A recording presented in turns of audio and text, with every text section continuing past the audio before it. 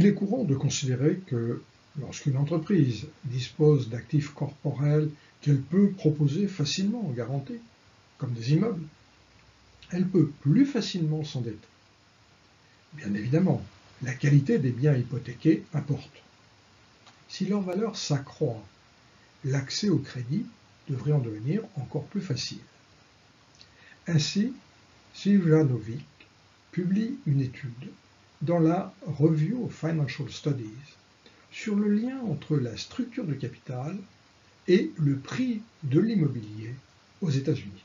S'il est possible d'établir un lien entre une variation de la valeur des biens hypothécaires et la structure de financement utilisée par les firmes américaines, ce serait une évidence sur l'importance des garanties pour atténuer les effets des problèmes d'agence nés de l'asymétrie d'information entre bailleurs de fonds et entreprises. Cette étude exploite un cadre quasi expérimental, celui de la forte hausse qu'a connue le marché immobilier américain entre 1993 et 2006. La question qui est posée est la suivante. Cette augmentation de la valeur des actifs immobiliers détenus a-t-elle affecté la structure des capitaux utilisés par les firmes pour se financer? Les effets attendus vont au-delà d'une simple augmentation de la part des dettes dans le financement, mais ils touchent aussi les caractéristiques des dettes: coût, nature, maturité. Aussi, l'auteur retient ici 5 propositions à tester, englobant l'ensemble de ces dimensions. L'échantillon a été constitué à partir des firmes présentes dans la base Compustat, à l'exclusion des secteurs assurance, finance, construction, immobilier et mines, et des firmes ayant leur siège social hors des États-Unis. La sélection a été effectuée en 1993, car c'est la dernière année où la SEC exigeait la publication des amortissements cumulés des immobilisations. Au total, l'échantillon contient 2333 firmes dans 269 zones urbaines pour 26 524 observations. L'auteur se concentre sur les actifs immobiliers détenus en 1993, pour lesquels elle connaît les amortissements cumulés. En comparant ces montants aux valeurs brutes, elle en déduit un âge estimé.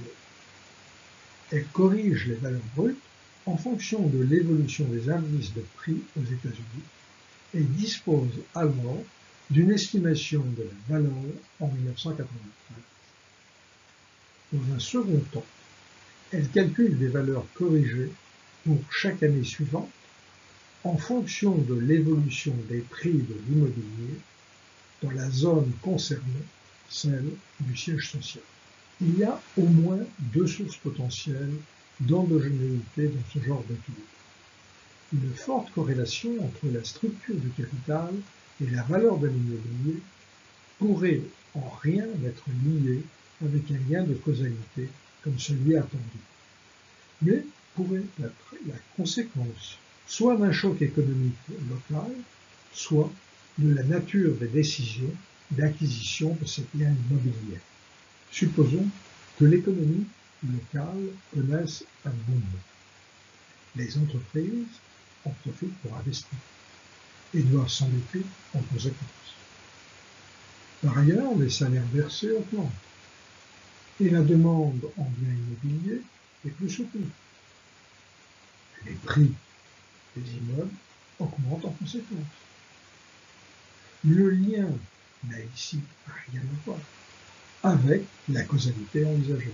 Une autre source de problème peut venir du fait que c'est le type même d'activité qui conduit les firmes à détenir ou non de l'immobilier. Si de plus, celles qui ont des terres sont du fait de leurs caractéristiques plus sensibles au choc économique, on obtient alors une forte corrélation qui n'a rien à voir avec l'hypothèse envisagée. L'idée générale est d'observer une variation des prix de l'immobilier au niveau national, puis d'en estimer l'impact sur les prix de l'immobilier local. Pour ce faire, l'auteur utilise des estimations de l'élasticité au prix des terrains mesurées pour les principales zones urbaines américaines par 16 en 2010. Le choc simulé est alors purement exogène.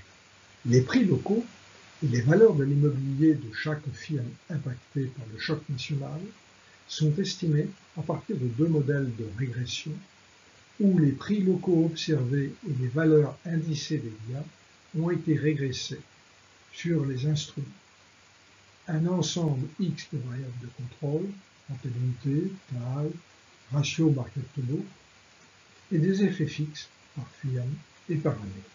Les mesures des leviers utilisés sont des ratios comptables avec comme dénominateur le total des actifs. Les leviers sont régressés sur les deux variables instrumentales, des variables de contrôle et des effets fixes.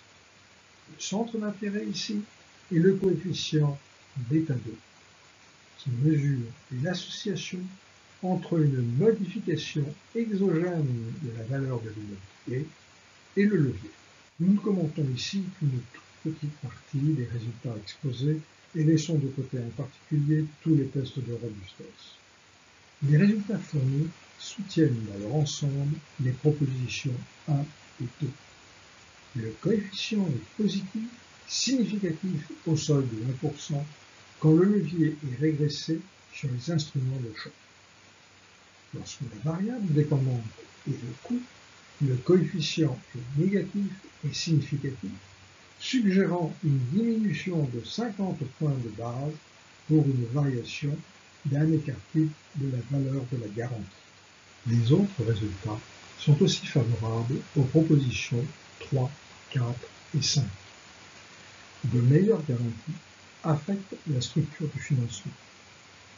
Plus d'appétit pour les dettes sécurisées, pour les dettes à long terme, moins besoin de discipline des crédits à court terme, et probabilité plus élevée de voir imposer à l'entreprise moins de covenants.